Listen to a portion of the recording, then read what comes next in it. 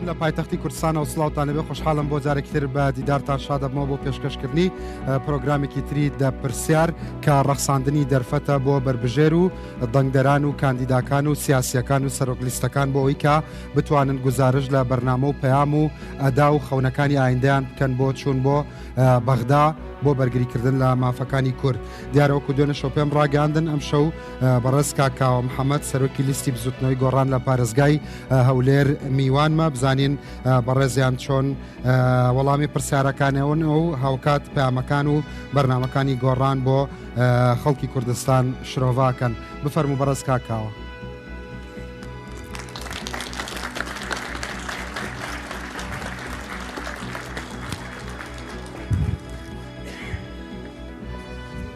بورە تۆزە شوێنەکەشت تەزیق بووە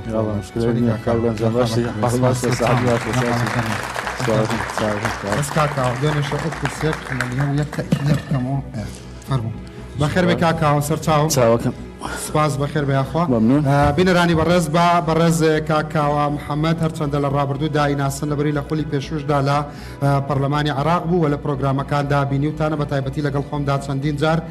دەرکەوتووە بەڵام بە زیاتر ئاشنای مامەساکاوە ببین و سیڤەکەی ببینن. بفەرمونە. کاوە محەممەد مەولود حەوێست کاندیدی ژمارەیەکی بزوتنەوەی گۆڕانە بۆ هەڵبژاردننی خولی چوارەمی پەرلەمانی عێراق کاوە هاوکات پەرلەمانتاری پەرلەمانی عێراقە و لە لیژنەی نەوت و وزەی پەرلەمان کار دەکات. ئەو کاندیدەی بزوتنەوەی گۆڕان یەکگرتووی و یەکگوتاری کورد لە بەغدا بە گرنگ باس دەکات. پەرلەمانتارانی کورد کە دەچین لە بەغدا کار دەکەین وەکو گوتم کە قورسە ناتوانین ئەوەی کە هەیە ئێمە ئەو ماپە دەستوریانە بەدەستبێن ئەگەر بێت و ناوماڵی خۆمان ڕێک نەخێنەوە ئەگەر بێت و چاکسازی لە هەرێمی کوردستان نەکرێت ئەگەر بێت و عەقڵەتێکی تازە حکومڕان نەبێت لە هەرێمی کوردستان یاسا سەروەر نەبێت ڕێز لە موسسات نەگیرێ من پێم وایە بەڕاستی ئەو کاتە هەر لاوازێک لە هەرێمی کوردستان هەبێ هەر پەشۆکاویەک هەبێت لە هەرێمی کوردستان ئەمە نەقڵ دەبێت بۆ بەغدا و کاری پەرلەمانتارە کوردەکان قورسە دەبێت. کاوە محەممەد لە ساڵی 1966 لە شاری هەولێر لەدایک بووە و خاوەنی بڕوانامەی بە کالێرۆسە لە زانستی بایۆلۆجی و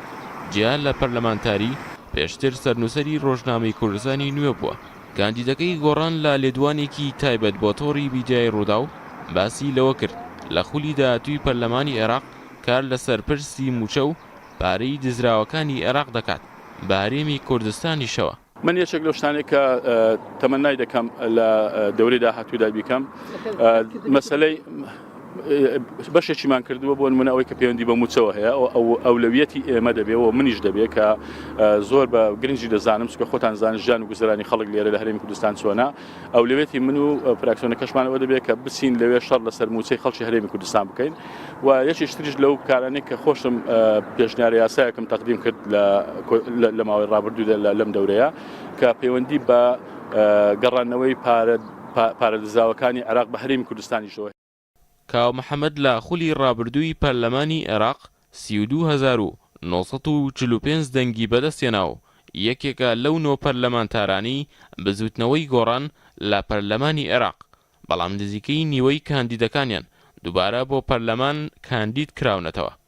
لە کاتێکدا پێشتر لەسەر ڕاستپاردەی نەوشیروان مستەفا ڕێخەری گشتی بزوتنەوەکە هیچ کاندیدێک بۆی نەبوو جارێکی دیکە خۆی کاندید بکاتەوە.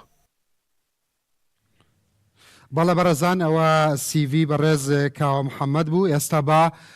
وەکو بڕگەی یەکەمی پرۆگرامەکە کە بینیوتانە لە ناو ئۆتۆمبیلەکەدا دەنگدەران یا لایەنگرانی چەند لایەنێک گفتوگۆکەن بە تایبەت لەسەر پرۆژە و کارنامەی گۆڕان با ببینن و پاشتر دەستەکەین بە گفتوگۆکەمان لەگەڵ بەڕێز کاوە محەممەد. فەرمونون.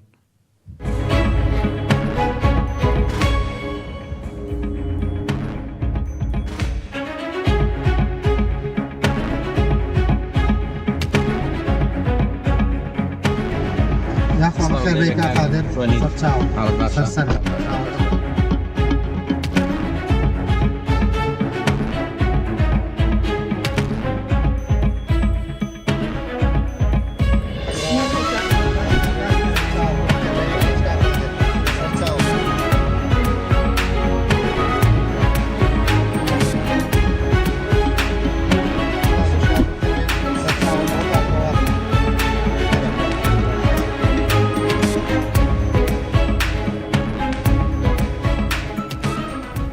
یاخوا بە خێر بەن سەر چاوەکانم کاک ڕەوا ئەمجد وەکو دەنگدەرێکی بزوتنەوەی گۆڕان وەکو هەوادارێکی بزوتنەوەی گۆڕان بۆچی دەنگ بە بزوتنەوەی گۆڕانە دەی جیاوازی لەگەڵ ئەوانی تر چییە و حیزبەکەت تەرکیزی لەسەر چییە ئەم جارە؟ ئێمە وەکو بزوتنەوەی گۆڕان لە ئێستادا لەم هەڵبژاردنە بە ئەزمونێکی نوێدا تێدەپەڕین کە جیاواز لە ئەزمموی حیزبەکانی دیکە ئەویش بریتە لە بەشداریکردنی هەڵبژاردنێک بەبێ بەشداری کاریگەرترین کەسماکە کاتجەنابی کاک نیشان مستەفایە ئێمە بە ئامانج و بە بەرنامەی تایبەت بەشداری هەر هەڵبژاردنەکان هەر پرۆسەیەکی سیاسی دەکەین چ لە هەرێمی کوردستان چ لە عێراقدا و لە ماوەی ڕابردوو بە تایبەت لە دوای ساڵی 2013 کە سەرکردایەتی پارتی و یەکێتی بڕیاری ئابووری سربەخۆ دەدەن کە ئەمەش لێکەوتەی زۆر خراپ و نەرێنی لێکەوتەوە بەرام لەلایەن حکوومەتی عێراقیەوە کە بریتی و لە بڕێنی بودجە و توشبوونی هەرێمی کوردستان بە ئەزمەیەکی اقتصادی یەکجار قوڵ کە ئەمانە کاریگەری ڕاستە خۆیان لەسەر تاک بە تاچی هاوڵاتیانی هەرێمی کوردستاندا هەبوو و لە دوای ئەوەش بەداخەوە سیاسەتی هەڵەی سەرکردایەتی سیاسی یەکێتی و پارتی کە هەوڵیاندا شەڕی داعش استقلال بکەن لەوەی بتوانن ئەو پێگەیەی کە هەرێمی کوردستان لە ڕووی جوگرافیەوە هەیتی بەکاری بێنن وەکو دیفاکتۆیەک بەرامبەر بە حکوومەتی عێراقی کە بەداخەوە دیارە سیاسەتی دەولی و سیاسەتی دەوڵەتە زلهێزەکان لەگەڵ ئەو بۆچون و لەگەڵ ئەو جۆرە سیاستکردنە نەبوو بەڵام وەکو پرەنسیب ئەمە عاقیبەتی هەموو حرەکێکی کوردی نیە کە فعلەن ئەو خەونانی کە ئەمان دەستیان نە ئەبێ کورد تەحقیقی بکە لە هەر زەمانێکا بن ئەمڕۆ بەیاسبەی بەڵێ بێگومان ئەم شەڕە ڕەنگە مناڵەکەی تۆش بیکە یا مناڵی مناڵەکەت بیکە ئەمەوانە بەڵێ ئەویان بە دەقیقی ڕاستە بەڵام ئێمە بەر لەوەی دەست بە هەر کارێکی سیاسی بکەین یان هەر پرۆژەیەکی سیاسی بکەن ئەمە پێویستە ئامادەکاری بۆ ئەوە بکەین بۆ نمونە ئێمە هیچ تاکێکی کورد نیە لەسەر مەسەلەی سەربەخۆیی کێشەی هەبی کەواتە تۆ پێ وایە لەبەر بە قووەتی بەرنامەکانی ئێوە ئەمجارە خەڵک دەنگتان پێدا یا لەبەر کەم و کورتیەکانی حاکمیەتی لەبەر دووسێشت یەک ئەزمموی ڕابردوومان لەگەڵ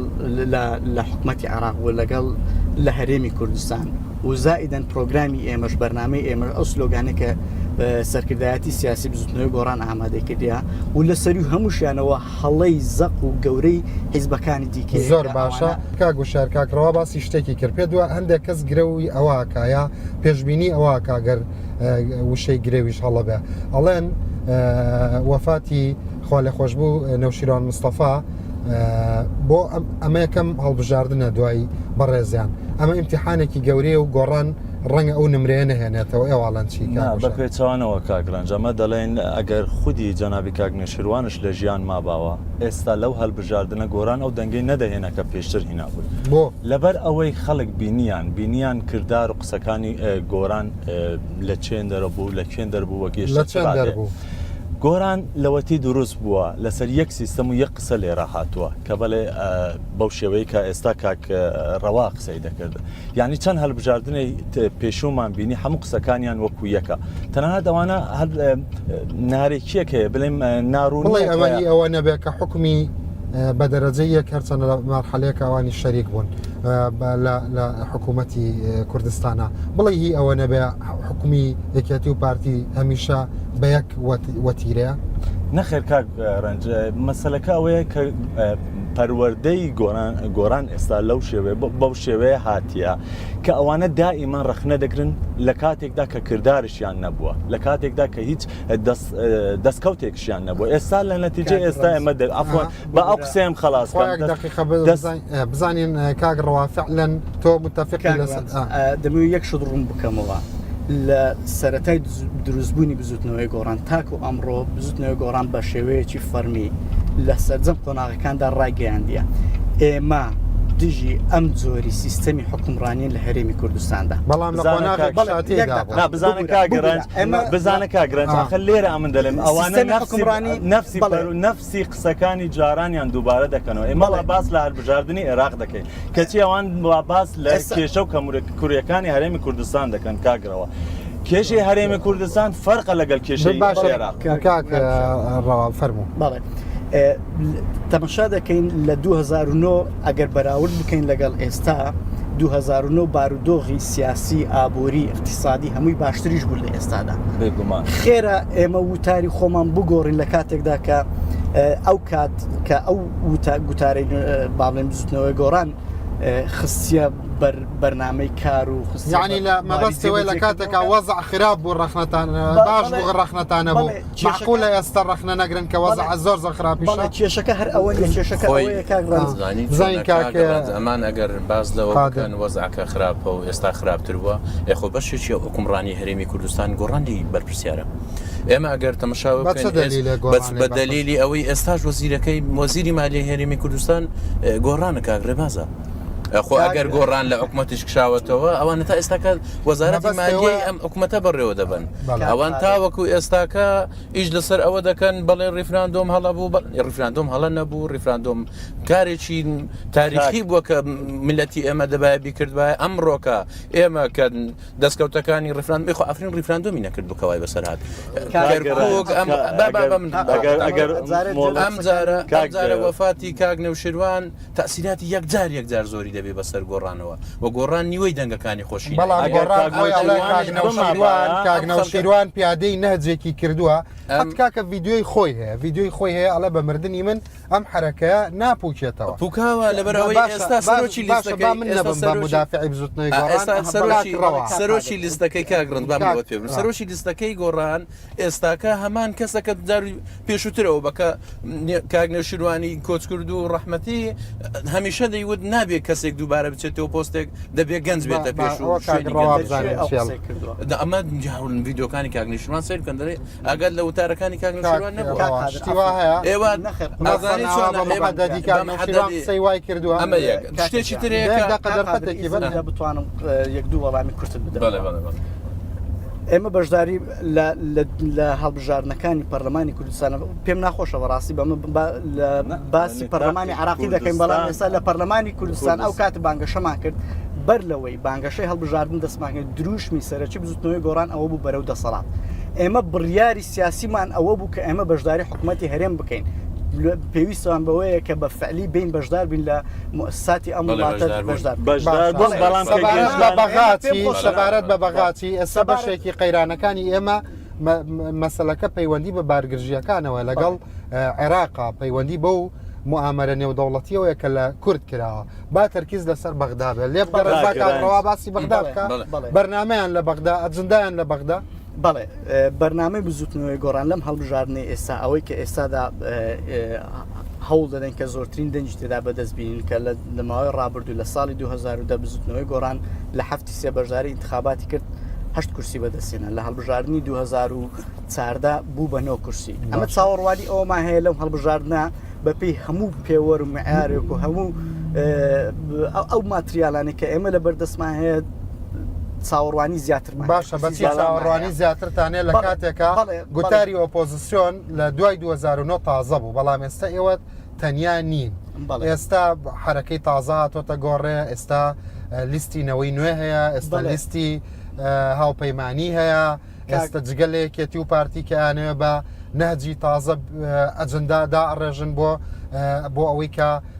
دەنگدەرانیان تەشویق بکەن بە چ دەلیلێت هەر ئەتانەوە زیاتر بێنن هێنن ئەمە دڵنیا بە نایهێنن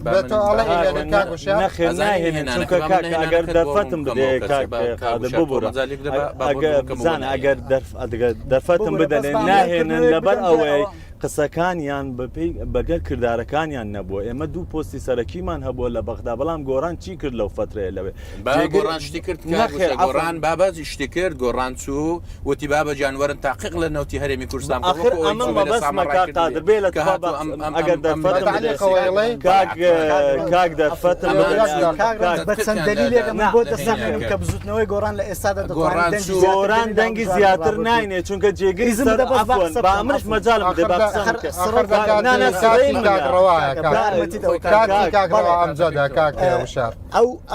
ئەو هەلو مەرجەکە گۆڕان گوتاری ئۆپۆزیسیۆنی هەڵبژار لە ساڵی 2009 لە ئێستادا بارودۆخی کوردستان زۆر خراپترە لەگەڵ 2009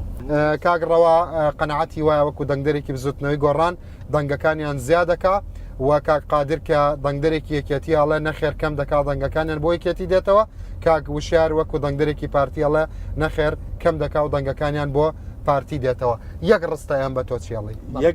ئێمە دەنگی زیاتر دەهێنین لەبەر ئەوەی هیچ هێزێکنی ئیزافەیەکی زیاتری هەبی لە بزوتنەوەی زۆر سپاس هیچ قسەیەکی گۆڕان نەیکردووە کە سەرکەوتویان ڕاست دەرنێت زۆر سپاس دەکەم بفەرمو بزانم تۆ چێڵی لە کۆتاییدا کاکرنج من دەمەوێ بڵێم دەنگەکانی گۆران دادەبەزێ لەبەر ئەوەی حتا کوێستا هیچی نەکردو لە بەغدا جێگیری سەرۆکی پەرلەمان گۆران بووە وەزیری کۆچ و کۆچبەران گۆران بووە ئەو هەموو مەشاریعا لە بەغدا دژی کوردستان ڕۆیشتە نەخێر کاگوشان مەسەلەکی سیاسی بۆ مەسەلە دەستپیسی نەبووە وەزیری کۆچبەران چی بۆ هەموو کۆچەوانی کردوکەستا لە بەغدا هیچ کەسێک نادەنگی بە پێچەوانەوە دەنگی یەکێتی و دەنگی گۆران خستۆ لە ئێستاە و مەسوولی مەڵبەندەکان خاوەنی دەستکەوتەکانە و بۆ دەستکەوتەکانچێتی نیشتیمانی کوردستان ئەڵە دەنگەکانتانەوەی بۆ یەکێتی دەچێت هەمووی زیاتر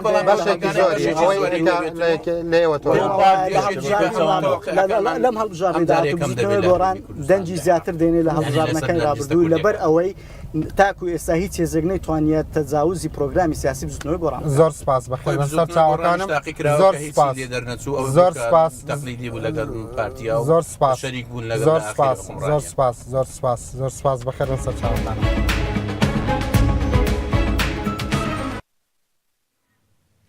بەڵە بەرەزان دووبارە سڵاوتان لەوێ فەرم بەردەوامە بین لەگەڵتان لەگەڵ بەڕێز کاوە محەممەد کاکاوە بۆ خۆتەزانی ئێستا سیاست لە کوردستان بەڕای زۆر کەس تووشی قەیران بووە یعنی بەردەوام گومان نەخرێتە سەر ڕاستگۆیی سیاسیەکان ئەتوانی بەڕاستی پێم بڵێ چۆن ئەو هەموو کادرە حزبیانی کوردستان خراونەتە سەر بودجێ حکوومەت ئەوە چۆن دەستی پێکرد پێشنیازی کێبوو بە تایبەت کێەوە لە بەغدا پێتان وا بوو بەغا پارە نەداتە دەست حکوومەت یاریمی کوردستان بۆی نەچێتە گیرفانی حیزب و کادرە حزبیەکانەوە سپاس کاگرنج سڵاو بۆ ئامادەبووان و بینەران لە ڕاستیدا ئەم دوو حزبە دەسەڵاتداری هەرێمی کوردستان هەر لە سەرەتای با بڵێن لە دوای ڕاپەڕینەوە لە ساڵی 1970 بۆ 1992 بە سەرەتایەکی زۆر خراپ دەستیان پێکرد و نمونەیەکی حکومڕانی ناتەندروستیان بەڕێخست و ینی با بڵێن لە ڕوانگەی حزبیەوە هەموو شتێکیان بە حزبی کرد و حکومەت بوو بە ئەداتێک پەرلەمان بوو بە ئەتاتێک بۆ تێپەڕاندنی پرۆژەی حزبی و شخصی هەندێک لە بەرپرسانی ناو حزبەکان و کار لەسەرەوە کرا کە چۆن خەڵک بە حزب ببەسترێتەوە و حزب هەمیشە خەڵک پێویستی بە حزب بێ خەڵک بێمنەت نەبێ لە حزب یەکێک لەو شتانەیە کە کراوە بۆ نمونە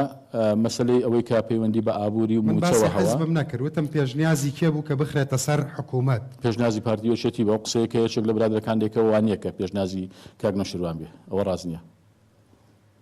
خۆتەزانی من بەڕاستی ڤیددیوەکەم بینی زۆر گرنگیشە بۆم ئەو ڤیددیوە جارێکی ترپیشانی خەڵکی بدەمەوە چونکە لەلام پرسیار بووە جەدەلێکیشی دروست کردەوە ڤیددیۆکەش قسێکی کاکعرف قوربانیە لەو کاتیا بۆ خۆتەزانی هەمووتان پێکەوە کادری ڕاگەاندنی کوردستان بوون ئەوڵە پێشنیازی بڕینەوەی موچە بۆ کادرانی حزب لەلایەن حکوومەتەوە لەلایەن ڕەوانشاد نەوشیروان مستەفاوە کراوە ئامانجەکەشەوە بوو بۆی حزب یعنی کەوادری حزب ئەوەندە لەژێر فەرمانی پارتە سیاسیەکانە نەبن و جۆرە لە ئیستقلالی ڕۆحیان وەکو ئەنگلیس سەڵێەوەی دەسەڵاتی مادی تەگرێتە دەست دەسەڵاتی ڕۆحیشە پاوانەکە ئەو ڤیددیوە ببینین بزانم تۆ قسەت چیە بە لەسەری فەرموو ئەو ڤیددیوە توانین ببینین بۆم گرنگە چونکە ئەو ڤیددیوە جەدەلێکی زۆری دروست کردووە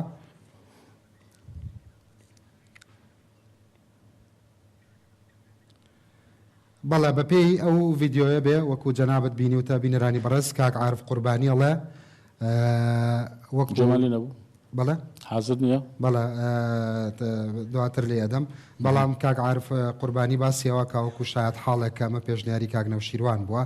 بەو ئامانج و فەلسەفەیی کە شەرحم کرد نەکشتی تر ینی خۆی وەکو گوتم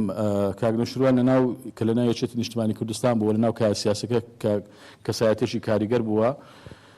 هەمیشە کاری لەسەرەوە کردووە کە بە ینی مؤسسات بە حزبی نەکرێەوە و خەڵک منەتی بە حزب نەمێنێ بەڵام ئەوەی کە پەیوەندی بۆیە کە پێشنیاری کرد بێ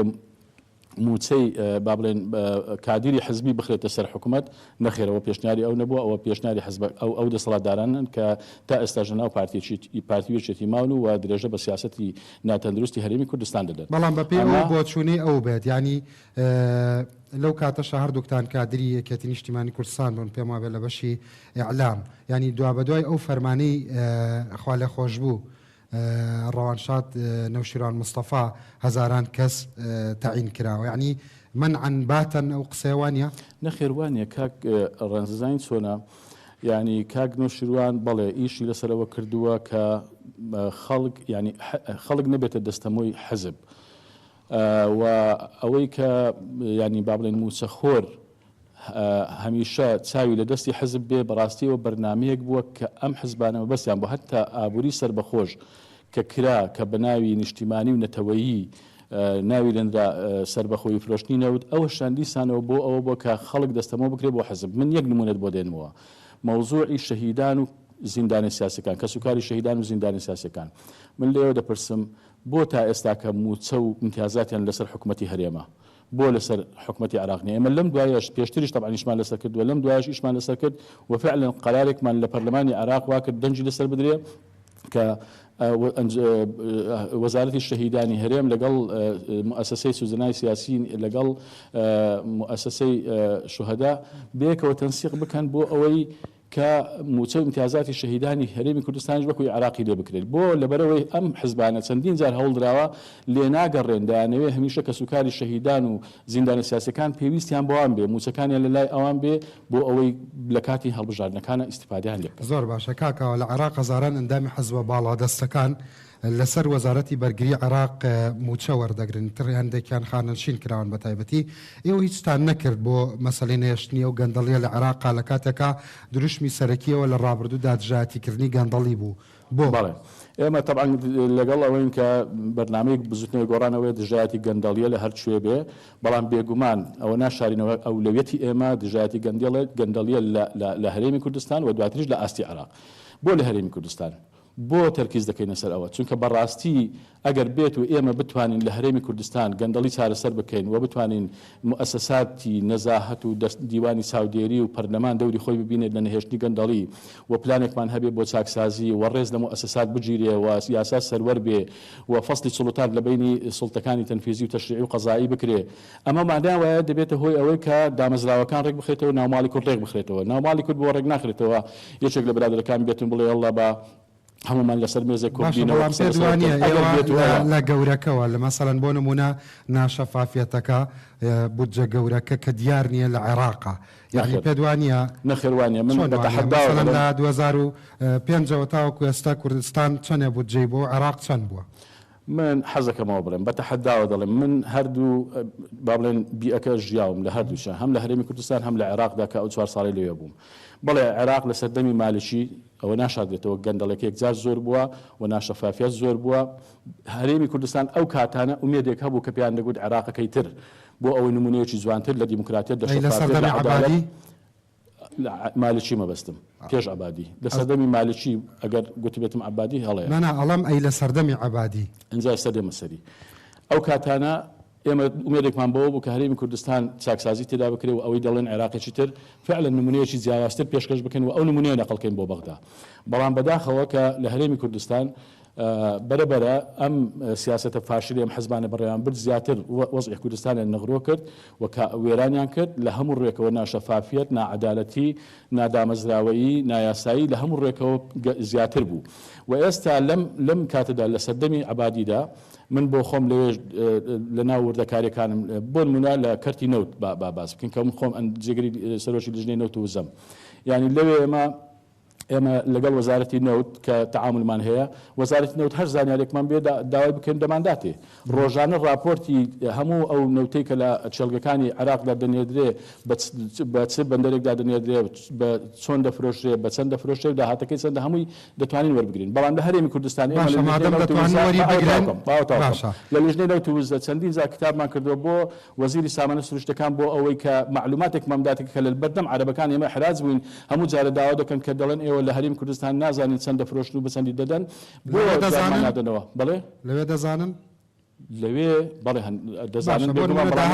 لە عێراق لە موازنەی 2010 چەندە چۆن چەندە چی چەندە داهاتی نەوت لە عێراق لە موازنەی 2010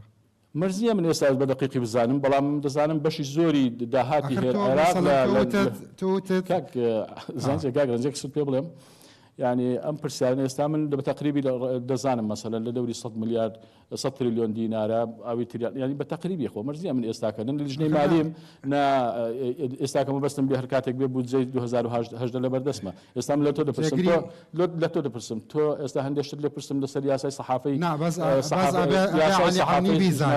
ساڵی 2007 دەزانی بەس بۆ نمونە دەزانی چەند تەلەڤیزیۆن لە هەرێمی کوردستان هەیە باشە ئەبێ بۆ نمونە کاک عەلی عەونی بیزانە مثلا جەنابەت وتت بۆ نمونە لێرە ناشەفافیەت هەیە لەوێ معلومەتانێنێ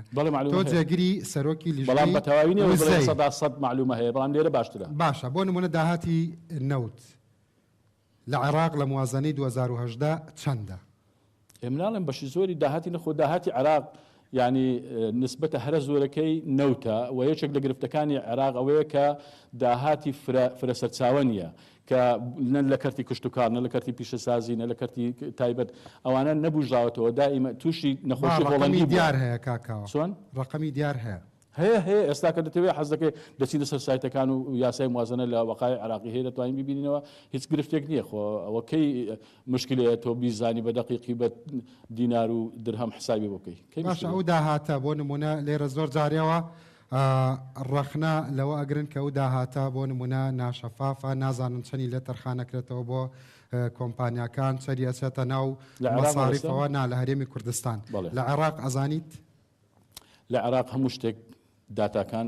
دەتوانین وەریگری من وەکو باسم کرد ناتوانین بڵێن لە 100%، بەڵام عێراق یەکێکە لە نمونە ناشرینەکانی وڵاتانی دنیا من حەزەکەمەوە بڵێم یەکێکە لە دەوڵاتە هەرە فاسدەکانی دنیا ڕۆژهەڵاتی ناوڕاست لە عێراق یەکێکە لە دەوڵاتە هەرە فاسدەکانی دنیا بەڵام لە ناو عێراقدا هەرێمی کوردستان دەقات و بیسقات لە عێراق خراپتر و ناشەفافتر و گەندەڵتر و دواکەوتوتران پاش ناوبڕێک ئەگەڕێمەوە بەردەوام بین لەسەر قسەکانمان بەڵام بەداخەوە مەسەڵەنە و دوو ڕقەمە هەر پێت نەوت زۆر ئاساییە حەزەکەی دوایی پێت دەڵێم زۆر سپاس دەکەم بنەرانی بەڕێز پاش ناوبڕێک بەردەوام بم لەگەڵ بەڕێز کاک کاوە محەممەد سەرۆکی لیستی بزوتنەوەی گۆڕان لە پارێزگای هەولێر.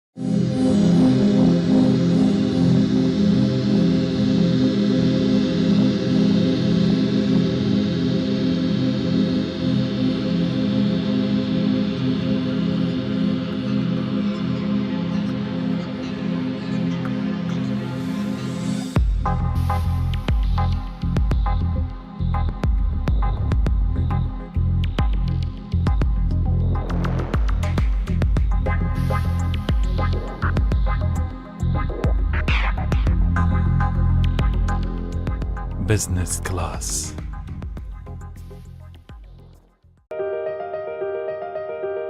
تەنانەت ئەگە لە باشترین و ئاسوودەترین شوێنی دنیاش کار بکەن یادی خێزانەکەتان هەمیشە لە دڵدایە. خێزانیانی هەڵبژاردننی جوانی و هێمنی بۆ خۆشەویستەکانت و کەسوکارت. ئەگەر دەتانەوێت هێمنی و جوانی بۆ خێزانەکەتان بەخەڵات ببەن سەردانی پلازای سەدەف بکەن. سەدەف تەنیا فرۆشگانیە بەڵکو وەکو میوانداریەک وایە بۆ هێمنی خێزان و جوانی خانووەکانتان. باشترین کوالەتی شوویکی بێوێنە لە سەدەف. سەدەف لە بەرگەگرتن بێوێنەیە لە جوانیش وەک مرواری. بەیانیان لە تایخانە چای جیهان، لەسەر کار چای جیهان، لە کافتریا بە بێدەنگی لەگەڵ یار بە بێیار چای جیهان، لە ماوە دۆستان لە زەماوەندیش چای جیهان، بە ڕۆژ و بە شەو چا لە دوای چا لە دوای چا چای جیهان چایەکی تایبەت بۆ هەمووان. لەگەڵ LG ڕێگەکەت کە بە چیرۆک باکڕینی مۆبایلێکی LG بەشدار دەبیت لە هەلی بردنەوەی ئۆتۆمبیلێکی مۆدێل 2010 و چەندین خەڵاتی تر. ئەسێ تاکە بریکاری مۆبایلی LG لە عێراق. ئەمە تەقاوێتم ئەو ساڵیش کوڕەکەم مەتکەبی تەواو دایەجان مەتکەب نانا زانکۆ خوشکم باری مادیشی تەواو نییە. کچەکەم زۆر حەزی بە ناومالە بە تایبەت ژووری میوان جووری خەوتن مەتبەخ. دایەجان لەبیرت نەچێت کە ژووری منداڵ گرنگترینە. دەکە بەس زیانە بێ ڕۆڵە تۆ جارە بە خێراتنمان بکە ئینجا تەڵەبیاتی تاخمی منداڵان کە وەردانشە. کچەکەم لەگەڵ کوڕەکەم داواکاریەکەی خۆ تەواو کرد. ژووری میوانانم دەوێت مەتبەخم دەوێت ژووری نووستنم دەوێت لەبیرت نەچێت کە ژووری منداڵ گرنگترینە. ئەمە زۆرە من چۆن بتوانم لەم قەیرانەدا ئەو هەموو کەلوپەلە بکڕم. نانا زۆر نییە شوێنێک هەیە کە داشکانی زۆر گەورەی کردووە لەکوێ بوو؟ هۆم سنتەر لە فامیلی مۆڵ. لقەکانی هۆم سنتەر لە فامیلی مۆڵی دهۆک سلێمانی هەولێر. بە داواکاریەکان ڕازیم بەلە بکە و خۆت بگەێنە بە هۆم سنتەر. لە کامە فامیلی مۆڵ؟ هۆم سنتەر لە فامیلی مۆڵی سلێمانی دهۆک و هەولێریش هەیە. هۆم سنتەر زیاتر لە 1000 پارچەی ناوماڵ ئەکسسوارات چەشنێنان ژووری نووستن.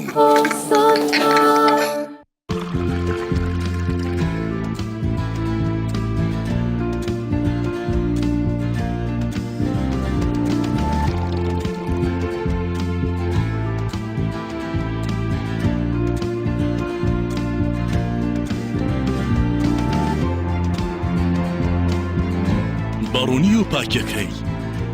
سازگار و تەندروست ئاوی لایف لە دڵی سروشتەوە بۆ تەندروستیت.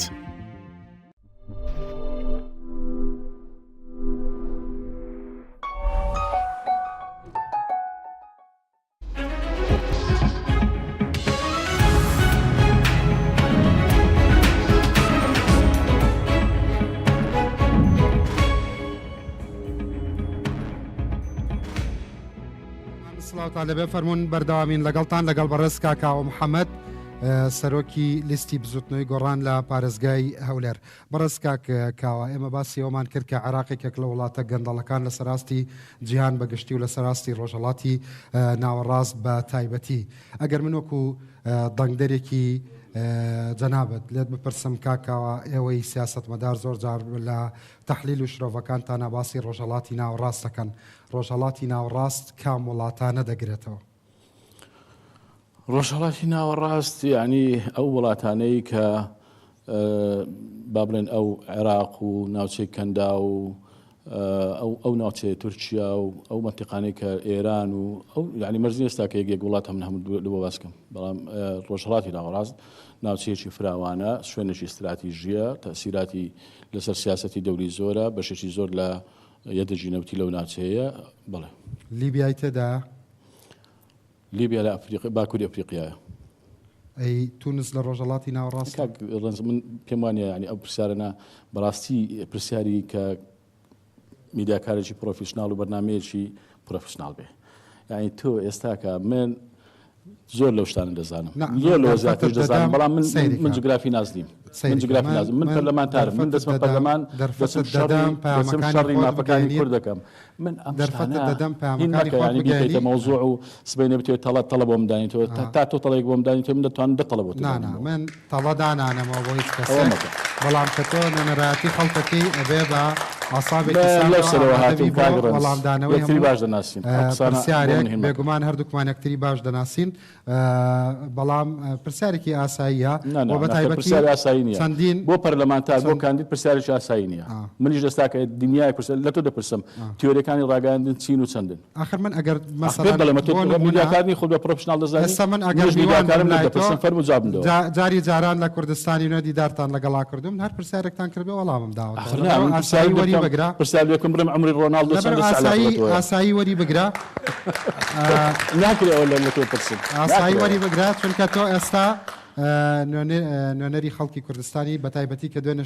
مافەکانی لەسەر دەستور لێم بپرسە لەسەر مەسەلە سیاسەکانی پرسە لە خزمەتدام نەک دەپرسیا 100 پرسیارم لێ باشە لەسەر نەوتیش پرسیارم نەکردی وەڵامت نەدامەوە وەڵام دایتەوە بەڵام ڕقەمێکت پێگوتم ئێستا دەتوانم دەڵێم بۆی کە بە ئارامی پێویستم پێبێ دەتوانم بە ئارامی دەرفەتە بۆ بڕەخسەنم پەیامەکانت بگەێنیت بە خەڵکی کوردستان ئەمەوێ لێت بپرسم ئایا بزوتنەوەی گۆڕان لە پارێزگای هەولێر بەپێی پێشببینی تۆ کە ئێستا سەرۆکاتیم لیستاکەی ئەتوانێت دەنگەکانی خۆلی پێشوو بەدەست بێنێتەوە یان ئامانستان زیاترە پێشببینیتان چێت؟ من پێم وایە زیاد دەکات دەنگەکانی بزوتنەوەی گۆڕان زیاد دەکات کورسەکانی بزوتنەوەی گۆڕان زیاد دەکات لە هەولێر و بەڕاستی لەبەرەوەی کە خەڵکی هەولێر هەرێمی کوردستان بە شێوەیەکی گشتی و خەڵکی هەولێر بە تایبەتی زۆر بێتاقەت و بێزار و تووڕەن لەم دەسەڵاتە و بە تایبەتیش لە پارتی وێچێتی بە تایبەتی تریش لە دوای ڕیفراندۆم و 16 ئۆکتۆبەر و لە دوای ئەو مزاهرانەی کە لەم دوایە ئەو خۆپیشاندان لەم دوای لە ناو شاری هەولێر کرا جێگەی دەستخۆشیەوە لێرە سوپاسیان دەکەین لێرە چاویان ماز دەکەم کە تەحەدایەکی گەورە و بەرامبەر بەو دەسەڵاتەوە تەقینەوەی بێزاریەکانی خەڵک بوو کە ئەو تەحەدای بەرامبەر بۆ دەسەڵاتە و ئێمە خەڵک دەبینین دەچینە ناو خەڵک لە سنووری پارێزگای هەولێر خەڵک زۆربەی زۆری لە پارتی وێچێتی بێتاقەت بووە و پێم وایە پارتی وێچێتی و زارە کورسەکانیان کەم دەکا و بزوتنەوەی گۆڕان لە هەولێر زیاد دەکات. وەفاتی ڕەوانشاد کاگنەوشیروان کاریگەری لەسەر دەنگەکانی بزوتنەوەی گۆڕان چییە بێ و بە تایبەتی کە ئێستا یەکەمین ئیمتیحانی ئێوەیە دوای وەفاتی جەنابیان؟ یەکەم تاقیکردنەوەی ئێمەیە بەرپرسیارەتێکی گەورە لەسەر شانی یەک بێژی ئێمەیە و نەک بۆ بزوتنەوەی گۆڕان و گۆڕان خوازان بەڵکو بۆ خەڵکی هەرێمی کوردستانیش چونکە کاگنەوشیروان پیاوێکی منەوەر سیاسیەکی گەورە کاریزمایەکی چاکساز کە هەموو پرۆژە و بەرنامە خەونەکانی لە پێناوی چاکسازیکردنی هەرێمی کوردستان و بەرزکردنەوە بەهێزکردنی پێگەی کورد بووە لە عێراق و لە ناوچەکە من پێم وایە ئەمڕۆ لە هەموو کاتێک زیاتر ئەو مەسئولیەتە لەسەر شانمانەکە وەکو خۆشی گوتی لە دوای خۆم من ڕێبازێکم داناوە کە بە مردنی من بە ڕۆیشتنی من یەکێک لە هەر کەسێک لە هاوڕەکانی من ئەم ڕێبازە کۆتایی نایەت. بەڵام باشە هەندێک لە لایەنگرانی بزوتنەوەی گۆڕان کاکاوپیان وایە ئێوە مەبەستم ئێوەی معنەویە بە تەنیا بە شخصی تۆنا لە ڕێبازی کاک نەوشیروان لاتان داوە. گۆڕان بە پێی پێشببینی زۆر کەس بەشێکی زۆر لە دەنگەکانی بەهۆی ئەم حاڵەتەوە لە دەست ئەدا ئێواڵەن چی؟ نەخێوانیە ئێمە یەک شت هەیە گرنگە بزوتنەوەی گۆڕان لە ماوەی ڕابردوودا لە دوای کۆچی دوای ڕەوانشار کاک نەوشیروان لە ماوەی کووردا توانی خانی ڕاپەڕاندن هەڵبژێرێ و وەکو حزب نەریتەوانەکانی تر تووشی کێشە و گرفتی ناوخۆیی و نەبوونی قیادە نەبێت و ئێمە لە ماوەی 2 مانگدا لە دوای کۆچی دوای کاک نەوشیروان ئێمە توانیمان ئەم پرۆسە دیموکراتیە ناوخۆیی خۆمان جێبەجێ بکەین و جگە لەوەش ئێمە لە ڕێبازەکە نەک لامان نەداوە بەڵکو لە هەموو کاتێک زیاتر بۆ وەکو وەفایەک بۆ ڕۆح و بیر و هزر و ڕێبازی کاک نەوشیروان دەستمان بە ڕێبازەکەی کاک نەوشیروانەوە گرتووە و ئەگەر بێت و لە ئەدا لە لێدوانی برادرێک لە برادرەکان لە هەندێک شتی تەکتیشی هەڵەیەکیش کرابێ بەڵام ئێمە خیانەتی نیشتیمانیمان نەکردووە کەتنی سیاسیمان نەکردووە ئێمە بەردەوام بووین لەوەی کە پرینسپەکانی گۆڕان و ڕێبازی کاک نەوشیروان لامان نەداوە بۆیە خەڵک ئەو حەقەتانە دەزانێت وەکو هێزی تر کە خۆتان دەزانن کە هەرێمیان تووشی چی کرد وێرانەیە کرد. هەندێک لە لایەنگران و دەنگدەران و هەوادارانی بزوتنەوەی گۆڕان لە هەولێر پەیوەندیان بە لیستەکەی دکتۆر بەرەم ساڵحەوە کردو و کار بۆ لیستەکەی ئەو ئەکەن. دروستبوونی هاوپەیمانی بۆ دیموکراسی و دادپەروەری بەڕای تۆ چەند لە دەنگەکانی ئەوە لە هەولێر کەم دەکاتەوە؟ ئێمە لە دەنگەکانمان کەم ناکە تەبعاً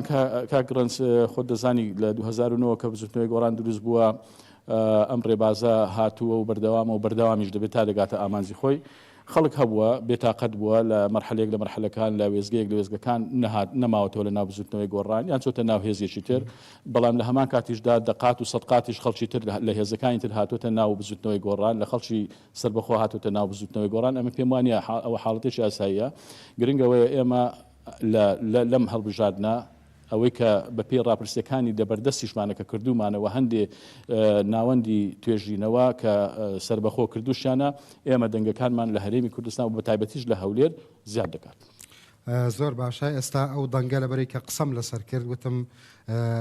جانی جەدەلێکی دروست کردووە بە هەم جەنابتان هەم میوانە ئامادەبووەکان گویان لەبێ بزانین دواتر تعلیقت لەسەری چێ بێ بنەرانی بەڕێز ئەمە کۆمنتی یەکێک لە کادرە دیارەکانی ئەو سایەکەتی نیشتیمانی کوردستانە بەڕاستی ئێستا نازانم چۆن بیر دەکاتەوە بەڵام لەگەڵ بەڕێز کاکاوە ئەو زەمانە هەردووکیان لە ئەعلامی ئەوێ بوون کاکاوە سەرنووسەری کوردستانی نەبوو بزانین چیاڵە لەبارەی سەرەتای مەسلەی تەعینکردنی کادرانی حزب لە ناو حکوومەت فەرمان بە حکوومەت دەبوو ئازایانە هەندێکی بە بڕیار کردە چکە بەشێک لەمانە کاتی خۆی بە یاسان نەکراوە تا پێویستی بەوە بێ پەرلەمان یاسای بۆ دەرک کۆمەڵێک لەمانە بە بڕیاری تایبەتی کراون لە حکوومەت و حکوومەت خۆی ئیتوانی ئەسڵان نێنێرە پەرلەمان خۆشی بە بڕیار چارەسەری بەڵام گرفتە ئەساسیەکە پارتی وێچێتین ینی بۆی سەراحەت بێ قسەکە وەکو خۆی بگەین ئەمە لە دوای ڕوخانی سەدام ئەو کاتی کە پارێکی زۆر لە بەغداوە هات من نازانم ئەوی پارتی وردەکاریەکەی چۆنە و چۆن تەرحکرا و بە چ میکانیزمێک کردیان بەس ئەوەی کە یەکێتی بوو پێشنیارەکە لە ئەساسا پێشنیاری خۆلێ خۆشببوو کاک نوشیرۆن مستەفا بوو پرۆژەکەی ئەوە بوو بۆی کە کادر بێمنەت کا لە حیزب و کادر بتوانێت لەمە دووە ڕەخنە بگرێەوە کۆیلە نەبێ ینی فشارێکی زۆری کرد لە مەکتەبی سیاسی بۆی کە لەو پارە زۆرەی کە لە بەغداوە دێ ئالێتێک دۆزینەوە کادری حیزبی کە پارە لێ وەرگێ دەستگای دروست کرد بە ناوی کاروباری ڕێکخراوەکان کادری حیزبیان خستە پاڵی ئەوە و کەیتر کادر بە جۆرە جۆرەکان لێەوە تۆزێ بێمنەت بوو لە حیزب و ئۆرگانە حیزبەکان لە دوای 2009 کە بزوتنەوەی گۆڕان هاتە حکوومەتەوە کە بەشداری پرۆسی هەڵبژاردننی کرد پارتی وێچێتی کە لیستی کوردستانی بوون لە کارنامەکەی خۆیان ئەعلانیان کردبوو چارەسەر بۆ بەشێک لەم کێشانە ئەدۆزنەوە هیچ لەمانە ئەوە بوو کە 35 میلیۆن دلار پارتی وەرێگرت 35 میلیۆن دلار یەکێتی ئەچۆ لای حزب ئەمە تەوزیعیان لەسەر کادری و موچەخۆری خۆیانە حکوومەت ئەمەی بڕی کە ئەمەی بڕی گرفتێک دروست بوو چۆن معالەجەی ئەمە بکەن کادرەکانی خۆیان کە موچەخۆری ئەم حیزبانن ئەی بەچی نانیان بدرێ من بیرمە ئەو کاتە مامجلال هاتە سەر خەت بۆی چارەسەری بۆ دۆزێتەوە بە حساب حزبی داوە هەمویانی خصوص سەر وەزاری دیفاع عێراقی هەرچی کەوادری خۆی هەبووە لە حزبەکەی ئەویشی نێچێتی وا لێ بکە هەوڵێکی زۆر درا لە بەغدا ئەمە سەرکەوتونە بوو کە سەرکەوتونە بوو خستیان سەر حکومەتی هەرێمی کوردستان بەبێ ئەوەی یەک کادر ئاگای لەوە بێ پلەگی چی بۆ دانراوە یا داوای کرد بێ بە چ پلێ تەقاوت کرێ بە پێی مەوالیت هەرچی موچەخۆری یەکێتی بوو تا ساڵ 1970 بە موالیدەکەی موچەکەی خۆی چەنێ بوو لە حزب کە وەرێگرت کابرا بێژەری تەلەڤیزیۆنە جێگر مەڵبەندە مەسول مەکتەب ڕاخستنە شوێنە موچەکەی چی بوو هەوتایان کرد بە پلێکی سەربازی بە حساب ئەمە لە وەزارەتی دیفاع پاری بدەنێ کە سەری نەگرت خستیان سەر حکومەتی هەرێمی کوردستان ئەمە یەکێ لەو شێشە و جیروگرفتانەیە کە ئێستا بۆ چارەسەر نابێ ئەوەی کاک ڕێبوار وتی کە پارتی وێچێتیش پێیان وایە دەنگیان لەدەستە چێ ئەوە ڕاستە چونکە ئێستا لەم تەوقیتی هەڵبژاردنەش تۆ وەرە 40-50 هزار موچەخۆری پارتی وێچێتی بە قەرارێک موچەکانیان ببڕ بەڵێ بەرەزان دووبارە سڵاوتان دەبێ ئەو لە سەرەتای قسەکانمان بوو بەڵام لەبەرەی کە بە وەرگرانی تۆڕی میدیای ڕوودا و متبوو کۆمنتت چیە سەر لەبەری ئەو قسانە ڕەت دەکەیەوە کۆمنتێکی کورد دەدەم چکە پێشتر قسەمان لەسەر کرد من ڕێزم بۆ کاک عارف قوربانی هەیە و ئازادە چۆن بیر دەکاتەوە بەڵام هەر تەنها هەر کەسێک بچێتە سەر نووسینەکانی کاک عارف قوربانی و نەفەسی نووسینەکانی کاک عارف قوربانی و لێدوان و قسەکان و بەرنامەکانی دەزانی ئەمە لە چ ڕوانگەیەکەوە قسەی کردووە کاک نووشیروان ساحبی ئەو پێشنیارە نەبووە ئەگەر ساحبی و پێشنیارە بێ ئەرێ خێرە لە ناو یەکێتی و لە پارتیش بە هەمان شێوە ئەم هەموو بیر و بۆ چوون و ئەم هەموو پێشنیار و پڕۆژەی چاکسازی هەبوو بۆ چاکسازیکردنە ناوێچێتی و لە هەرێمی کوردستان گوێیان لە هیچ نەگرتن هاچویان لەوە گرت کە بچن کادری حزبی بخەنە سەر حکومەت نەخێر کاک نووشیروان لەگەڵەوە بەڵام لەگەڵەوە بە کادری حزبی ئازاد بێت چالاک بێت چاوی لە دەستی حزب نەبێ بچێ کاسبی بکە ئیش بکەوەکەوەی ئێستا لە بزوتنەوەی گۆڕان هەیە ئەمە باشترین بەڵگە و نمونەیە لە دوای ئەوەی بزوتنەوەی گۆڕان دروست بووە ئەندامی زباتی نیشتیمانیمان هەیە ئەندامی زباتی گشتیمان هەیە کابرا مهندسە دکتۆرە موظفە خەیاتە هەرچیە ئیشی خۆی دەکا بەڵام لە هەمان کاتیشدا خۆبەخشانە دێت ئیش بۆ حزبەکەی خۆی بۆ بزوتنەوەکەی خۆی زۆر باشە بەڵام ئەویش زیاتر بۆی کە بۆ نمونە قسەکانی وەکو خۆی بگات ئەویش زیاتر مەبەستی لەوەیە بۆ ئەوەی کە ئازادی و پانتایی ئازادی فراوانتر بێ بۆی کە میدیاکاران لەژێر جەبری هەژمونی حزب ئەم دیوێ ڕاستە کە دەڵێت کاک نووشیروان لەگەڵەوە بووە کە لەژێر هەژمونی حزب کادر لەژێر هەژمونی حزب دەچێت بەڵام نەک بچێت ببێتە موچەخۆر لەسەر حسابی حکومەت و دابنیشە لە مەقەڕەکانی حزب چا بخواتەوە تەسبیح بادا بۆ ئەوەیە کە کاک نووشیروان مەبەستی بوو ئازاد بێ کادر بەڵام بچێ ئیش بکە موچەیەکی هەبێت لە حکومەت بەرامبەر بەوە ئیش بکە ئینتازێکی هەبێ نەک بچێت ببێتە بارگرانی بەسەر حکومەتەوە کۆی ئێستا هەیە کە نازانن چۆن بە ئێستا لە 120 بودجێ عراقیش بۆ هەرێمی کوردستان بێ ئەم حکومەتە بەم ئیدارەیە ناتوانێت موچەی خەڵک دابین بکە ئەوە تەفەرمون نەوتی سەر بەخۆ دەفرۆشێ پارە لە بەغداوە دێ لە ئەمریکاوە دێ لە هەموو شوێنێکەوە دێ ینی هەتا ئێستا کە ناتوانن نیوە موچە و ڕوبع موچە بدەن بە خەڵک زۆر باشە کاکاوە لەو خولەی کە بەڕێستان تیایدا ئەندام بوون گروپە چەکدارەکانی حەشدی شعبی بۆ خۆتەزانی کرانە هێزێکی فەرمی لە کاتێکە ئەمە پێچەوانی مادەی نۆی دەستوری عێراقە کە بە پێ و مادەیە نابێ هێزی چەکدار و میلیشا لە دەروی سوپای عێراق دروست بکرێن بەڵام کرا بۆچی ڕێگریتان لێ نەکرد بۆچی خۆپیشاندانتان نەکرد بۆچی بە دەنگی بەرز نەتانوت نەخێر لە کاتەکە هێزی پێشمەرگە لە ساڵی 2005ەوە لە دەستوری عێراقدا دانی پیانراوەکو هێزێکی فەرمی هەندێک جار لەلایەن پەرلەمانتاری ئەوە بە میلیشیا ناو دەبران لە میدیا عەرەبیەکانەوە ئایا دەرچوون یعنی بە یاساییکردنی حەشدی شەعبی ئەوە نەبوو هەڵوەستی تونی لێوەربگرن وەکو نوێنەرانی کورد لە بەغدا وڵی من حەزەکەم لەسەرەوە بڵێم کە ئێمە وەکو بزوتنەوەی گۆڕان ڕێزی ئێمە بۆ هێزی پێشمەرگە هەمووتان دەزانن چۆنە و باشترین بەڵگەژەوەیە کە ئێمە لە سەرای دامەزرانەوە داوامان کردووە کە ئەم هێزە بە دامەزراوی بکرێ بە نیشتیمانی بکرێ و ڕێک بخرێتەوە و نەبێتە هێزی حەزب و کەس و لایەنەکان و ببێتە هێزێک کە هی هەموو خەڵک بێ هی نیشتیمانەکەمان بێ هی حکوومەتەکەمان بێ بەڵام بەداخەوە پارتی وێچێتی بە تا ئێستاشی لەگەڵ بێ وایان کرد کە دۆخێک لە ناو هێزی پێشمەرگە دروستکردن کە ئەوە خەتا لە هێزی لە تاکتاکەکانی پێشمەرگە نییە ئەمە لە فەرماندەکانی وەرپرسە حزبەکانە کە وایان کرد کە هێزی پێشمەرگە بگاتە دۆخێک کە خۆتان دەزانن زۆر بەداخەوە دەڵێن کە لە دوای ڕفراندۆم و 16 ئۆکتۆبەر کە ئەو پەڕی بێڕێزی بەرامبەر بە پێشمەرگە کرا کە وای کرد تووشی ئەوە بین لە 150 ناوچەکان بکاتەوە بگەڕێتەوە دەست حکوومەتی عێراق ئەوە ڕوانگەی ئێمە بوو هەزی پێشمەرگە کە موچەی دابین بکرێت تەسلیح بکرێت تەزهیز بکرێت و یەکێک لەو شتانێک کە ئێمە ڕۆژێکیان ڕوبەڕوو لەگەڵ کاگنیسیان بارزانانی و ئەوان دانیشت بووین ڕوبەڕوو پێم گوتم یەکێک لەو خەلالانی کە ئێوەن سەبەبی ئەوەی کە هێزی پێشمەرگە هەتا ئێستاکە موچە بودجێ لەلایەن عێراقەوە دانەمەزراوە لەبەرەوەی لە بودجەی ساڵانی ڕابردوو لە 2009 11 و 12 و 13 و 14 هەموو ئەو ساڵانە فەقرەیەک هەبووە کە دەڵێ سەر وەزیرانی عێراق لەگەڵ سەر وەزیرانی هەرێم دادەنیشتن اتفاق دەکەن لەسەر ئەوەی کە هێزی پێشمەرگە موچە و بودجەی بۆ دابین بکرێت لەسەر کۆمەڵی خاڵڕێک دەکەون کە ئەو کاتە 80,000 پێشمەرگە مالیکی قبولی کرد بۆ هێزی پێشمەرگە دابین بکە مامزەلال داوای کرد 10,000 تری بخرێتە سەر ئێستا جوابی دەدەمەوە بوو بە 90,000 بەڵام پارتی دیموکراتی کوردستان قبولی نەکرد داوای 120,000 دەکرد کە خۆتان دەزانن بۆی پرسیارەکان بکەم کاکاوە بە دیاری کراوی من پرسیارەکەم ڕوون و ئەڵێم مەسەڵەن بۆ نمونە ئەوان ئەوەیان کرد خلافی دەستور بوو یا خلافی دەستور نەبوو ئایا لە یعنی بزوتنەوەی گۆڕان ئەبوو هەڵوێستی تونتری هەبووە یان ڕازیت لەو ئەدایی کە کرا ئەم ڕوانگەیە کاک ڕەنس حەز دەکەمەوە بڵێم ئەمە ڕوانگەیەکی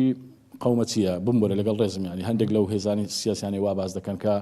دەبێتەوە هەمیشە دژی حەشدی شعبی دژی حکوومەتی عێراقبی دژی عەرەبی شەڕ لەگەڵ عێراق بکەی نەتیجەکەی مازانی کۆمەڵە شعارات بەرزکرایەوە کە بێبنەما هیچ ئەساسێکی سیاسی ئابووری دامەزراوی نەبوو ڕیفراندۆم و نازانم بەرگریکردن لە پێشمەرگە قەومەتیەتە نا من باسی ڕزان تەحویری مەکە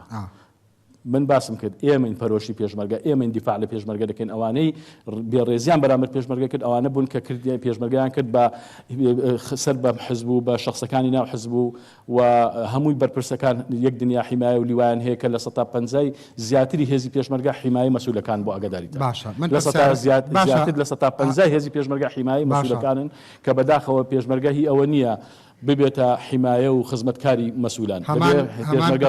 سیاغەیەکی تر باشە مثلەن بۆچی خەڵکی کوردستان بەڕێستیان وەکو بەرگریکارێک لە مافەنەتەوەیەکانی کورد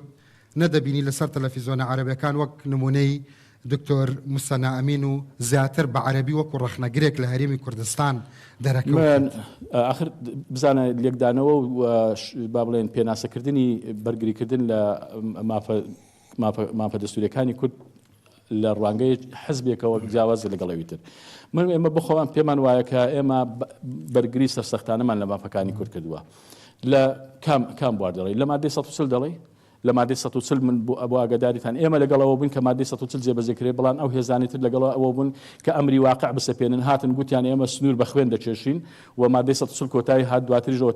تەسلیمی حەشدی شعبیان کردو لە 150 خاچی هەرێمی کوردستان کۆتایی ئێمە بوون دیفاعمان لەوە دەکرد کە بە پێی دەستور و بە حیوار لەگەڵ عێراقدا جێبەجێ بکەن لەسەر مەسەلەی پێشمەرگە دەڵێ ئەوەی کۆ بۆم باس کردی ئێمە دیفاعمان لەوە کرد لە بودجەی ساڵی 2017 ئێمە بووین دیفاعمان لە بودجە و موچەی پێشمەرگە کرد حکوومەتی هەرێمی کوردستان هێستا بودجەکە یعنی دەنجی لەسەر نەدرابوو گوتیان ئێمە ئامادەرین ئەو بودجەیە جێبەجێ بکەین کە لە 117 جێبەجێ کرابوو ئەم ساڵ لە دوای ڕیفراندۆم و 16 ئۆکتۆبەر لە 112.6 بۆ هەرێمی کوردستان دانراوە بە مەمنونی لە دەرگای عەبادی دەدەن لە دەرگای هەموو بەسوولەکانی کورد دەدەن خواخوایانە دەرگایان لێ بکەنەوە بۆی ئەم بڕەپاریان بۆ بێ بە مەمنونیەوە سوپاسی عەبادیش دەکەن لەسەر مەسەلەی نەوت و وزات هەرچێک دەڵێ ئێمە بووین داوای ئەومان دەکرد کە یاسای نەوت و غاز جێبەجێ بکرێ بۆ ئەوی مافەکانی ئێمە دابین بکرێ لە بواری بودجە و نەوتەوە و تەنظیمی علاقی بین بکرێت سەد لەسەر ئەوە چییە کە عەبادی وتبووی بۆ نمونە هەندێک لە حیزبەکانی ئۆپۆزیسیۆن بە تایبەتی بۆ نمونە فراکسیۆنەکەیەوە داواتان کردبوو کە بودجە نەنێرن بۆ حکوومەتی هەرێمی کوردستان. من یەکێک بووم لەوانەی لە دانیشتەکەم ڕوبەڕوو بە حەیدر عەبادیم گوتم حکوومەتی هەرێمی کوردستان دەستێکی نائەمینە. حکوومەتی هەرێمی کوردستان چونکە حکوومەتمان نییە لەبەرەوەی دوو حزب تەحکومی پێوە کردووە لە ناو دوو حزبش کۆمەڵێ نخبەی سیاسی فاشل ناسیاسی هاتون تەحکومیان پێ کردووە. لەبەرەوە من ڕوبەڕوو پێم گوتم ئێمە شەڕ لەسەر موچە و بودجەی خەڵکی هەرێمی کوردستان دەکەین. تۆ سەرۆک وەزیرانی عێراقی حکوومەتی هەرێمی کوردستان فەشەلی هێناوەلەوەی موچەی خەڵک دابین بکە پێویستە موچەی خەڵکی هەرێمی کوردستانیش وەکو موچەی محافەزەکانی تر بەسرا عمارە ئەنبار بنێریت. و موچەی خەڵک نەبێتە با بڵێن کەرەستەی ململانی سیاسی لە بینی هەرێم و بەغدا دەبێ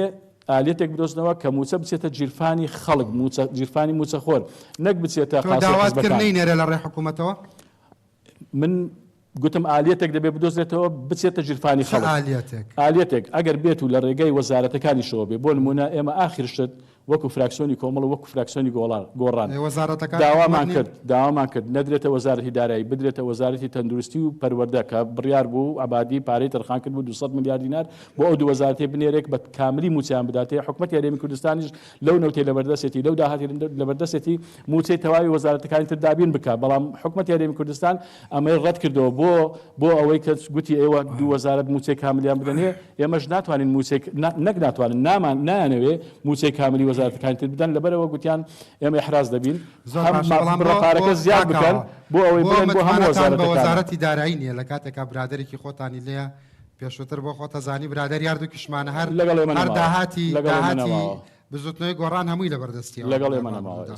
زۆر باشە. ئێستا ئەچمە لای ئەو بەڕێزانەی کە لێرن پرسیارەکانیان ئاراستە بکەن مایکەکە بەس خێرا بێت سپاسە دەکەم بفەرموو بەس پرسیار بێت باشە مەمنونە دەبم پرسیار داوا لە بەڕێزێکم وەکو پرسیارەکەی جەنابەت نەبێت جوابم داتەوە بۆ لە کاتێکە حەجی شعبی بلیشا بوو کردیان بە هێزێکی عێراقی بەس تکا لە بەڕێستەکەم جوابم بێتەوە کاک محەممەد جەنابەت ئێستا توانی وەکو پەرلەمانتارێکی عێراقی بچی لە کەرکووک بانگەشەی هەڵبژاردنکەی بەڵێ ئەتوانی بەڵێ پارتی ناتوانێت ئەوە ئێمە من داوا لە بەڕێستەکەم داوا لە پارتی ناکەم ببوورە من داوا لە پارتی ناکەم ئەوێ بەزێ هێشتووە ئێستاشی لەگەڵ بێ محافظ بەشی کوردە پارتی ئامادەنی ئەندامەکانی ئەنجومەنی نوێنەرانی عێراق ئەنجومەنی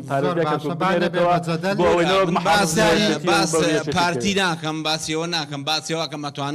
ئەتوانی جەنابەت بانگەشەی من چەند ڕۆژێک لەوە پێش لە هین بووم بە ئاڵای کوردستانەوە کاتێکە بودجەی وای کرد ئاڵای کوردستان کاتێکە توانی ئاخربان نەبێ بە جەدەل ئەو بۆچوونی وایە باسی بودجێ ناڵە باشە کاتێکە جەنابەت دیفاعەکە لە پەرلەمانی عێراق کاڵی بودجەی هەرێمی کوردستان منێرن لەسەر نەینێرن لۆ پارتی وێشێتی نامەیە بینێرن بۆ پارتی جەنابتان دەنگی پێدەم ساڵە بودجەی خەڵک دەخۆن نابێ بینێرن ئەوە وەڵامی منی داوەتەوە دەستە خۆش بێت بۆچوونی وایە بۆچوونی وایە بەڵام واقعی حەقە بۆوانە بێ کاکڕەنج ئێوە لە بەغداد ئەو هاتووە لێرە ئەو هاتووە لێرە سپاسە دەکەم شەرحی بۆچوونی خۆیەکان نامێکم سپاس کاتەکە تاوا بوو برا عەزیزم من لەگەڵ دەکەم فەرموو من لەگەڵەوە نیم بەڕێز کاکەوە سپاس پێم وایە بە وەڵامێک لە بۆ جەنابەت کاکڕەنج تۆ دەڵێی لە ئەندامانی بزوتنەوەی گۆڕان چوینە ناو هاوپەیمانی و چوینە ناو نەوەندێ من بە تەعەداوە دەڵێم غەیری ڕابوون معروف نەبی ئەویش ڕابوون معروف کەسێکی ئینتیهازی و پول پەرستەکەم ئێرەش مەکەرە سەریز کەسێک بۆچوونی جیاوازیە ئەوە هەڵەیە هەر کەسێ لەگەڵ حیزبێکا بێ گەشت بێ من باسی شخصی دیارم نەکرد باسی ئەحساییەکانم کرد کاکاوە ئەحساییە نابینی کاڵێ دەنگی فلانە حیزب زیاکە و دەنگی فلانە حیزب يعني ما بس مو شخصي ديارنا عفوا بنسبة هاوپەیمانی قوربان ئێستا تۆ لەتێک چوە من کاندید نیم پرسیارت بۆ کاکاوە پرسیار لە کاکاوەش دەکەم پرسیارێک لە بۆ کاکاوە ئایا ئەگەر ئێوە وەک بزوتنەوەی گۆڕان زۆرینەی کورسیەکانتان برد لە پارێزگای کانی هەرێمی کوردستان لە بەغدا هاوپەیمانی پێکدێنن لەگەڵ هێزە کوردیەکان کە لە ڕابردوو هەر بۆ بەرسەوەندی خۆیان و بۆ بنەماڵەکان و ئەزبەکانیان هەوڵیان داوە ئایا ئێوە هاوپەیمانی لەگەڵ ئەوان پێکدەین ئەوە پرسیارێک پرسیاری دووەمیشم دەڵێ یەک پرسیار زۆر سپاسە دەکەم یەک پرسیار فەرموو سەرەتا دەستخۆشی لێ دەکەم و بەخێراتنیە و بەڕێزش دەکەم طبعا لە سەرەتایی دروستبوونی بزوتنەوەی گۆڕان کاتێک کە بانگەشەی هەڵبژاردنتان دەکرد بۆ خۆ کاندیدکردنتان لە بۆ پەرلەمانی عێراق لە خولی پێشوو ئەو خولێک کە ئێستا بەڕێزت ئەندامی پەرلەمانی یەک لە شیعارەکانتان نەهێشتنی گەندەڵی لە عێراق و لە کوردستان و جێبەجێکردنی مادەی 140 و دابینکردنی بودجەی پێشمەرگە و هەموو پێداویستیەکانی و زۆر شیعاراتی تر بوون کە زۆر بوون باز ناکرێت بەڵام ئەوەی بینیمان کە وەکو تازەش بەڕێزت هەندە قسەت کرد هەمووی هەر شیعارات بوو بەس کاگڕانز ئەگەر مەجالم بدەیت ئەوەی کە بینیمان لەو 4 ساڵی ڕابردوو هەر پرسیارە ئەوەی بینیمان لەو 4 ساڵی ڕابردوو دوو لە ئەندامی پەرلەمانەکانتان یەکیان سروەخان کە ئێستا لە بۆ بە عەرەب کاندیدی لیستێکی عەرەبیە نەماوە لەوێ نەماوە شتیوانە قەینا بەزەوە پەروەردەی ئێوە بوو ئەوی دیش کاگوشار و بەڕێزی شت ئێستا یەک لە مەحەمیەکانی عەرەبی کە ئێستا خۆت باس دەکەی دژی میلەتی کورد دژی میلەتی کورد قسەت کردووە کە لێ ناگەڕێ لە دەرەوەی تۆمەتبارکردن نانا تۆمەتباری ناکەم بەڵام قسەکەی خۆی مەحامی عەرەبی تو ئانە نانا مەبەستمەوە نییە بەس ئەگەر جوابم داتەوە ئەوەی کە بەڕێزت کردیتر باسی مادەی 140 کرد منی شتێکی بۆی زڵافەکەم من آخر با منش بۆی زڵافە بکەم سەبارەت بە مادەی 140 مام جەلالیش میکانیزمێکی پێشنیار کرد و 4 ساڵیش دەگری سەرۆکی پەرلەمان لای ئێوە بوو بەعکسەوە یەکێتی و پارتی هەندێک جار ئێوە تۆمەتبارەکەن ئەڵێن مادەی 140 کەم تەرخەمیتان کردووە لەبەری بۆ خۆتە زانیە بێ پەرلەمان ڕۆڵی کارای هەبێ بۆ نەتان قسە بەرنامەی کارەوە ئێمە شەڕی گەورەمان لەسەر مادەی 140 کردووە وەکو پێم گوتن باسم کرد کە ئەوەی بوای کرد کە خاچی هەرێمی کوردستان بکەوێتە دەست حکوومەتی اتحادی ئەوە دیارە ئەوانە بوون کە سەبەبکاری ئەوە بوون کە ڕیفراندۆم و 16 ئۆکتۆبەریان کرد ئێمە یەک نمونە باز دەکەم بۆی زۆر درێژن دەدەمێ لە ئاخر ئەو فترەی ئەخیری لەسەر مەسەلەی پرۆژە یاسای هەڵبژاردننی ئەنجومەنی پارێزگاکان خەریک بوو هەندێک لە نوێنەرانی با بڵێن ئەوانەی کەرکووک نوێنەرانی ئەنجومەنی ئەندامانی ئەنجومەنی نوێنەران لە کەرکووک کە ئێمە ئەندامی پەرلەمانمان لە کەرکووک نەبووە وەکو گۆڕان خەریک بۆ ڕێکەوتنێکی ژێربەژێر کرابوو لەسەر ئەوەی کە لە یاساکەدا چارەنووسی کەرکووک بدرێت بە پەرلەمانی عێراق کە ئەمە خەتەرێکی گەورەیە ئێمە وەکو بزوتنەوەی گۆڕان دژی ئەوە وەستاینەوە فریای کەوتین و وامان کرد گۆڕانکاری لە ساغەکەیدا بکرێ گوتمان لەبەرەوەی بچێتە پەرلەمانی عێراق پەرلەمانی عێراق عەرەب زۆری نییە ناتوانین ئێمە هیچ شتێکی خۆمان پەرز بکەین لەبەرەوە ئەوە دژی دەستورە دژی مادەی 140 وامان کرد کە دەبێت بگەڕێتەوە بۆ دەستور و مادەی 140 ئەمە یەکێک لەو شتانە لە جگەلەوە ئەوەی کە وای کرد کاکە مادەی 140 جێبەجێ نەکرێ کاک ڕەنجان لە 2003 کەرکووک لە بەردەستی پارتی وچێتی بووە ئیدارە لەدەست بووە محافظ لەدەست بووە ئەمنیەت لەدەستی بووە چیان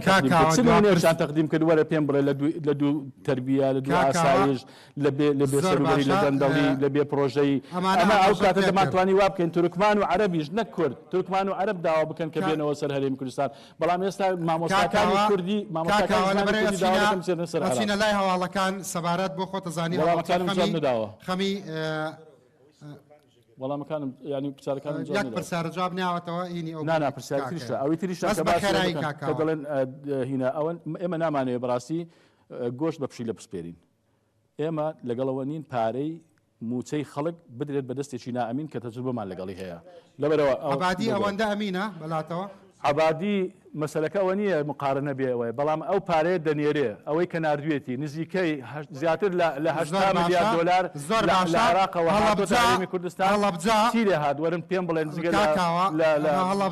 لە حزبی هەڵبجا خەمی هاوبەشی هەمووانە لە قانونی میزانیەدا چۆن ناوی هەڵبجاتەوە تو پرسیاری قانونی و دەستوریم لێ بکە بە شەرقی و شتانە لە هەڵبجە لە ئاخر هەڵبجە تەبعاً ئێمە لە هینی بودجەی ساڵی 2017 قسەمان لەسەری کرد بە قەزا ناوی هاتووە یا بە محافەزات دوا پرسیارمە هەروەکو ئێستا بزەبت سیاغەکەم ڕەنگە لەبیر نەبێ بەڵام ئەوەی کە دەزانم هۆڵێکی بڕیاری لێدرا هۆڵێکی بۆ دروست بکرێ کە هۆڵێک بۆ زانکۆی هەڵبجە دروست بکرێ و ئەوەندا یەک شتان پێ بڵێم هەڵبجە ئەوە شیان با ڕوون کەمەوە هەڵبجە تا ئێستا بە پێی یاسا نەبووتە محافەزە لە ئاسی عراقی ئەنجومەنی وەزیرانی عراق بڕیاری هەبووە لە سەردەمی مالکی کە ببێتە محافەزە بەڵام بەچی ناوی هاتووە بە قەزایە بە محافەزە لە قانونی میزانیەدا زۆر باشە بەڕێز کا محەممەد زۆر سپاس بەخێر بێ سەرچاوم ومێدی سەرکەوتن بەخێر بێ سەرچاوەکانم بینەرانی بەڕێز کاتێکی خۆش بۆ هەموو لایەکان.